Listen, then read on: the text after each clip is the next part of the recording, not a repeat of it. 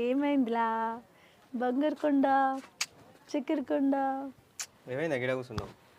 ఇంట్లో కరెంటు పోయింది ఉడుకుతుందిరా ఏడుతాండు. అయ్యో చిన్నులో ఓమైంది నాన్న ఉడుతున్నావా బాగుంచును అక్క. నేను గా మల్లయ్య బాబుని కలిసి వస్తానని. మల్లయ్య బాబు దగ్గరికి ఎందుకురా?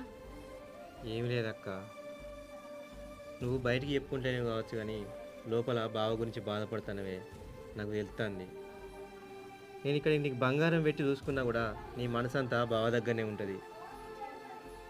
ఎన్ని రోజులని ఇట్లా బాధపడుకుంటుంటావే.